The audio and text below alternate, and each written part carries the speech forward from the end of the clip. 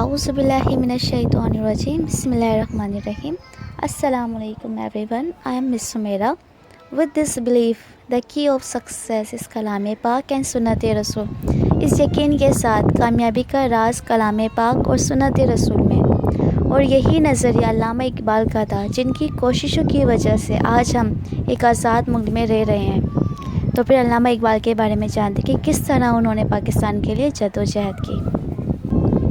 Allama Mohammad Iqbal, the poet of the East, शायर मशरिक, was born in Sialkot, a town in the Punjab, of 9th November 1877. अल्लामा मोहम्मद इकबाल शायर मशरिक 9 नवंबर 1877 को पंजाब के कस्बे सियालकोट में पैदा हुए। He received his early education in his hometown. In 1895, he went to the Government College, Lahore. He passed his MA in 1899 from the University of Punjab. आपने इब्तिदाई तालीम अपने आबाई कस्बे में हासिल की। 1895 में आप गवर्नमेंट कॉलेज लाहौर चले गए। आपने 1899 में पंजाब यूनिवर्सिटी से MA किया। In the same year, he was appointed professor of Arabic at the Oriental College, Lahore. He held this job till 1905. In that year, he left for England for higher studies. In London, he received a law degree. In 1908, he was awarded a degree of PhD by Munich University for his work on Persian philosophy. That is why he is also known as Dr. Muhammad Iqbal. इसी साल आप oriental college Lahore में अरबी के professor मुकर्रर हुए। 1905 तक आप इस अहदे पर फाइज रहे। इसी साल आप आला तालीम के लिए इंग्लैंड तशरीफ़ ले गए। लंदन में आपने कानून की डिग्री हासिल की। 1908 में ईरानी फ़लसफ़े पर तहक़ीक़ी काम की वजह से आपको म्यूनिच यूनिवर्सिटी से PhD की डिग्री मिली। यही वजह है कि आपको डॉक्टर मोहम्मद इकबाल भी कहा जाता है। अल्लामा Iqbal is generally known as a great poet. He was no doubt a great poet, but poetry was only one of his many accomplishments. He was well versed in philosophy, both Eastern and Western. अल्लामा इकबाल बहैसियत एक अजीम शायर मशहूर है। इसमें कोई शक नहीं कि आप एक अजीम शायर थे, लेकिन शायरी आपके बहुत से कामों में से एक थी। आप मशरिकी और मगरिबी दोनों फ़लसफ़ों के माहिर थे। He pointed out the defects in some of the philosophical systems of the West. He devoted a great part of his life to the study of Islam. आपने मगरिबी के फ़लसफ़ियाना निज़ाम के कुछ नकाइज़ की तरफ इशारा किया। उन्होंने अपनी ज़िंदगी का बहुत बड़ा हिस्सा इस्लाम के मुताला में सर्व किया। He also took an active part in politics. He worked for the Muslims of South Asia with great courage. उन्होंने पॉलिटिक्स में भी हिस्सा लिया और जनूबी एशिया के मुसलमानों के लिए बड़े हौसले से काम किया। He was elected a member of the Punjab Legislative Councils in 1926 and held that office till 1929. वो 1926 में पंजाब लेजिस्लेटिव काउंसिल के मेंबर मुंतखब हुए और इसी ओहदे पर 1929 तक रहे। He did not seek re-election. He was elected president of the Punjab branch of All India Muslim League and held that post till his death. आप दोबारा इस अहदे के इंतखाब में शरीक नहीं हुए। आप ऑल इंडिया मुस्लिम लीग के पंजाब ब्रांच के सदर मुंतखब हुए और अपनी वफ़ात तक इसके सदर रहे। In 1930, he presided over the Allahabad meeting of the All India Muslim League. It was on the historic occasion that he made a definite demand for a separate Muslim state in South Asia. 1930 में आपने इलाहाबाद में all India Muslim league के जलसे की सदारत की। इसी तारीख़ी मौके पर आपने बड़ी सग़ीर में एक अलहदा मुस्लिम रियासत का वाज़ेह मुताला किया।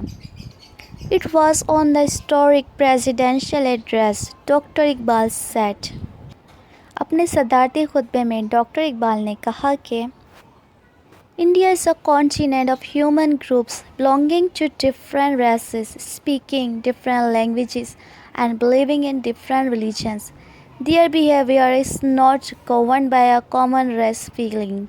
These groups are all separate nations.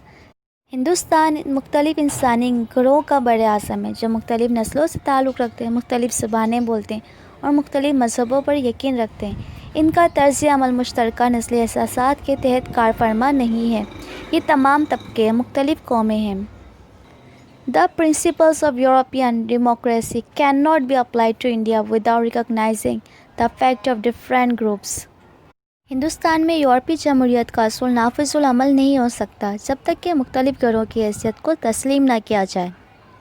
The Muslim demand to create a Muslim India within India is in no way without justice. For my part, I would like to go one step forward. I would like to see the Punjab Northwest Frontier Province, Sindh and Balochistan united under a single Muslim state. Hindustan के अंदर ही एक मुस्लिम हिंदुस्तान का मुतालबा जो मुसलमान करें किसी तरह से भी नाजायज़ नहीं है। जहाँ तक मेरा ताल्लुक़ है, मैं एक कदम और आगे जाना चाहता हूँ। मैं पंजाब, सूबाई सरहद, सिंध और बलूचिस्तान को एक इस्लामी रियासत के तहत मुत्तहद देखना चाहता हूँ। The Muslims are anxious to have a separate state because they fear the Hindu majority, which they believe will not allow Muslims to develop freely. मुसलमान एक अलहदा रियासत चाहते हैं क्योंकि वो हिंदू अक्सरियत से डरते हैं। इन्हें यकीन है कि मुसलमानों को आज़ादी से तरक्की करने की इजाज़त नहीं देंगे। अल्लामा इकबाल के इस मुतालबे ने हिंदू और अंग्रेज़ों को यकसा धचका पहुँचाया। दोनों ने इसकी मुखालफत की। This was the first time that a demand was made for a separate Indian Muslim state. ये पहला मौका था कि हिंदुस्तान के मुस्लिम कौम के हुकूक़ का मुतालबा किया गया। Iqbal did not stop at this. All his efforts were now directed toward the achievement of this goal. Doctor Iqbal ने इसी पर इक्तफा नहीं किया। इनकी तमाम कोशिशें अब इस मकसद के असूल के लिए सर्फ हो गईं। In May 1937, Dr. Iqbal wrote a letter to the Quaid-e-Azam Muhammad Ali Jinnah. In this letter, he discussed in detail the problems of the Indian Muslims. मई 1937 को डॉक्टर इकबाल ने कायद-ए-आज़म मोहम्मद अली जिन्ना को एक ख़त लिखा। इस ख़त में इन्होंने हिंदुस्तान मुसलमानों के मसाइल पर तफसील से बहस की।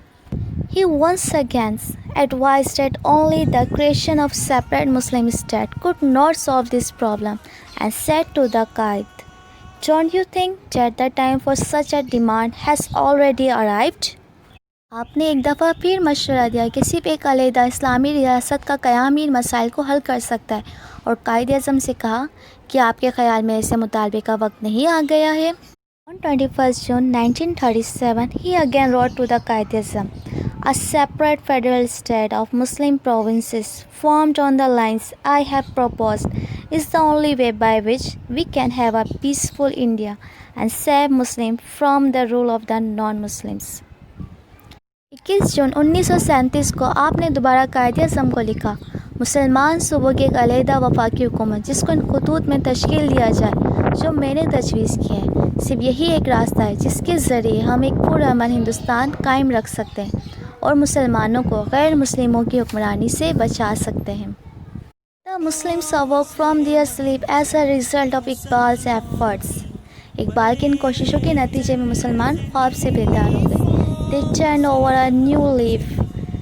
इन्होंने एक नया वक्त पलटा। Now they all wanted a separate Muslim state.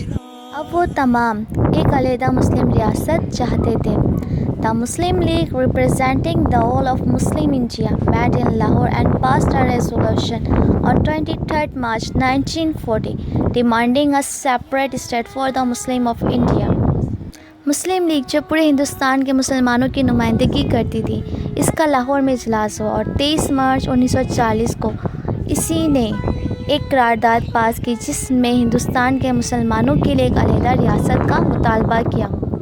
This resolution is now known as the Pakistan Resolution. From this time onward, the Muslim never looked back. ये करारदाद अब करारदाद पाकिस्तान कहलाती है। इसके बाद मुसलमानों ने फिर पीछे मुड़कर कभी नहीं देखा।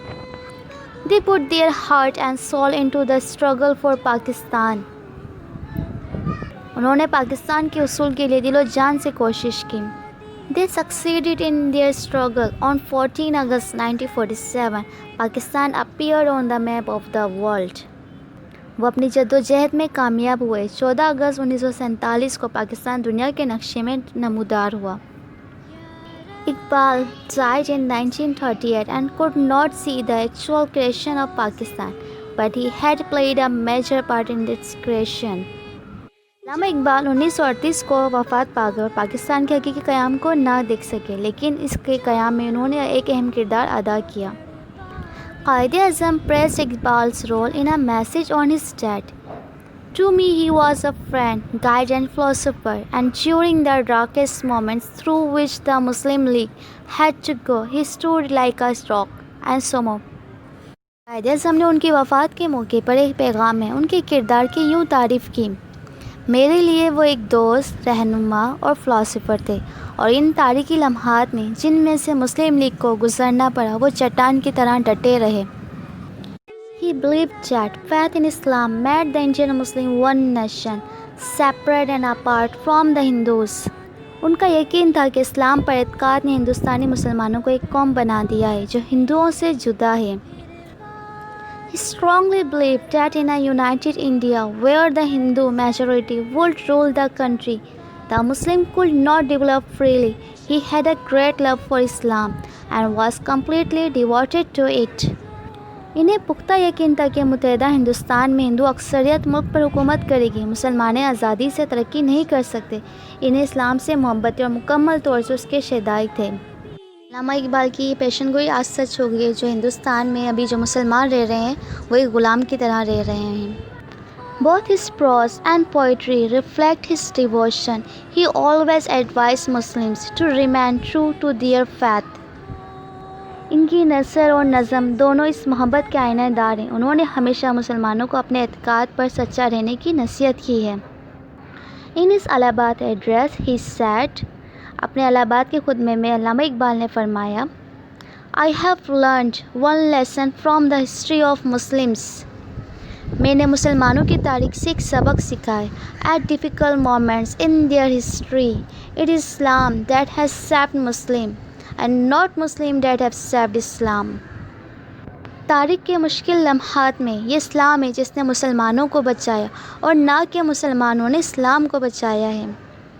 If today you put your faith in Islam, you will become strong and united once again and save yourselves from complete destruction. अगर आज तुम इस्लाम पर पुख्ता यकीन रखो तो तुम एक मर्तबा फिर मजबूत और मुत्तहद हो जाओगे और ख़ुद को मुकम्मल तबाही से बचा लोगे। अल्लामा इकबाल ने अपने इस आखिरी नज़रिए में बहुत अहम बात की है कि इस्लाम ने इस मुसलमानों को बचाया हुआ, ना कि मुसलमानों ने इस्लाम को। अगर हम आज अपने इस्लाम पर अमल करें तो हम फिर एक हो जाएंगे और हम कामयाबी हासिल करेंगे। तो हमें चाहिए कि हम इस्लाम पर अमल करें। सिर्फ इल्म हासिल करना ही सब कुछ नहीं है, इन पे अमल करना भी बहुत कुछ है। अल्लाह हाफ़िज़।